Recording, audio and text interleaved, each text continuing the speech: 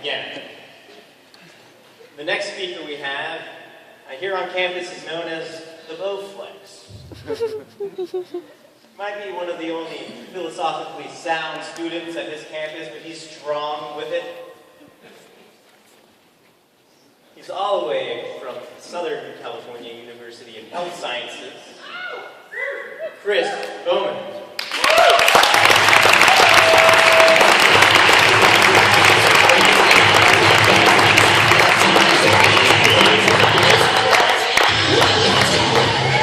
How you doing, guys? Yay! Good. Sorry, I thought it was a little intense. I've been hanging around Billy DeMoss a little too much. I heard he was just up here with Alliance. Hope he rocked your world. So yeah, like you said, I'm from Los Angeles College of Chiropractic. It's an honor to be here. Thank you for inviting me up. I've learned so much from the previous speakers, and I can't wait to hear the rest of the lineup. I hope you guys are able to learn a little bit of what I have to say today. I'm going to start off with a story.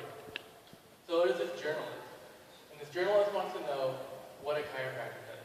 So she gathers together a group of 3 chiropractors and sits them down. She looks at the first chiropractor and says, "So what do you do as a chiropractor?" And it's quite common around school, my school at least. Chiropractor looks at the journalist and says, "You know, when a patient comes in with musculoskeletal issues, such as neck pain, back pain, headaches, that sort of a thing, I relieve their symptoms without drugs and surgery." The journalist writes this answer down. Okay? Looks at the next chiropractor. She asks the same exact question. "What is it that you do as a chiropractor?" The chiropractor looks the journalist right in the eye and says, "I remove nerve interference and allow the body to express its maximum potential." The journalist noticed that there's a stark difference between the two, writes her answer down, and looks at the third chiropractor. She asks this chiropractor the same exact question. "What do you do as a chiropractor?" This one takes a minute, thinks about it, and again, looks at the journalist straight in the eye and says, "I'm saving the world." Now, as you notice, there's a big difference between all 3 of these responses. And what's different is the vision. What I want to do is go back to these 3 responses and dissect them just a little bit further. And don't worry, I left my scalpel and formaldehyde at home. So the first response, the medicactor, the looking at symptoms and relieving pain without drugs or surgery. Either this chiropractor or this student that thinks he wants to practice this way hasn't heard and embraced the chiropractic philosophy, or chooses not to accept it. Where's the clicker? And this chiropractor that doesn't choose to embrace the philosophy, that chooses to ignore it, I have this letter. It was a letter written to B.J. Palmer in 1907. My advent to this town seems to have a great deal of attraction. People seem to be talking about my work. If I was a coward, I would never have taken up such a great science as chiropractic. A coward ought not to identify in any manner with chiropractic. A chiropractor must have a large heart and a vision worthy of this great science he represents. I hope you would never have a coward in your classroom. If such wants to study chiropractic in the future, tell him to return home and split kindly. He who thinks more of his own welfare than that of chiropractic has no business as a chiropractor. Don't let the drones eat the sweet honey we gather. We must crush tyranny in any form. Should MDs or GOs molest us, we shall. No, we will. Shed every drop of blood if the battle must be won by that method. A coward will lose the victory before it begins. That was written by Maury Kubo. A coward will lose the victory before it even begins. Do we want cowards in our profession? No. Thank you.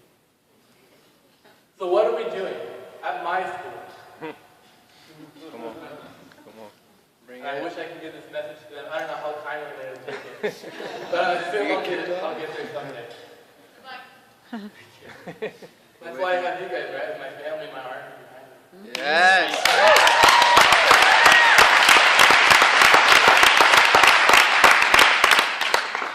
So the next answer, removing nerve interference, allowing the body to express its innate and maximum potential. This is a good answer, right? This is where all they, yeah, innate intelligence. Good. You guys have the idea.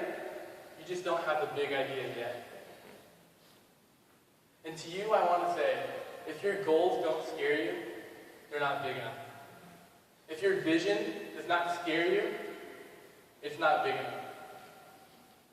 And the third group of chiropractors, which I'm assuming is the majority of the people here today, saying, I'm saving the world through chiropractic. Let's step up.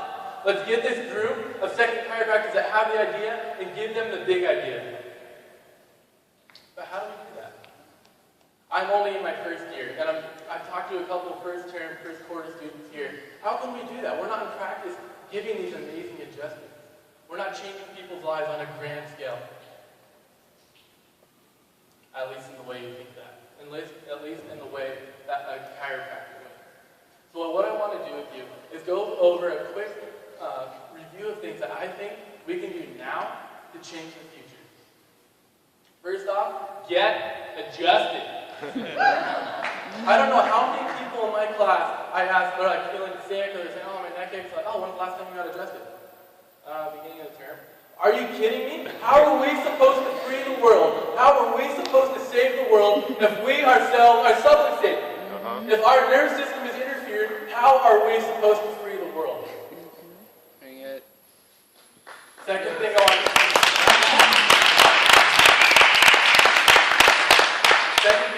say, it's our duty now to learn. That's what we're doing in school. Get the head knowledge now, because in practice, do you want to be thinking about, oh, this bone goes here, and this functional anatomy here, and this is going here. You want to look at that patient and say, I know how to help. And like Josh said, I love it. This is what we want. We don't want to be worrying about the mechanistic deal when we're in practice. While we're going to be lifelong learners, and while we're going to need to understand these things in practice, we want to let it flow. And this third thing, guys and gals, if we're going to say we are going to save the world as chiropractors, we need to be bold now. There's no switch to flip when we get out. That diploma doesn't say, I'm changing the world. It starts now. So like I've heard before, sign up for those talk and take competitions. Get into health screening, shadow doc, learn technique, go to seminars. Does that make sense? Yeah. I want to end with this quick video here. You guys pull up to YouTube. When it happened, I just thought it was a muscle. I pulled a muscle in my neck. I had to move my shoulders, and it was to the point where it was a break. I didn't care. It was do something that's either going to work or I'm done. And then you got, when I did see you, the neck, when you adjusted me, it's like, it's night and day. It wasn't 40 minutes. I probably wouldn't keep walking around. Because they have such intense headaches that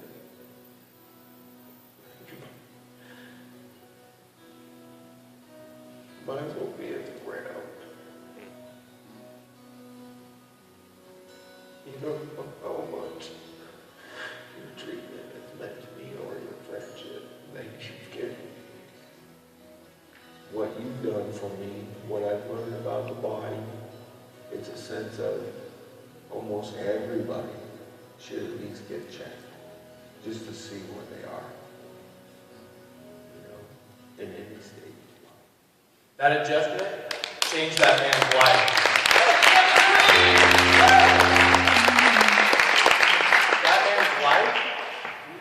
Changing that man's life is going to change that family.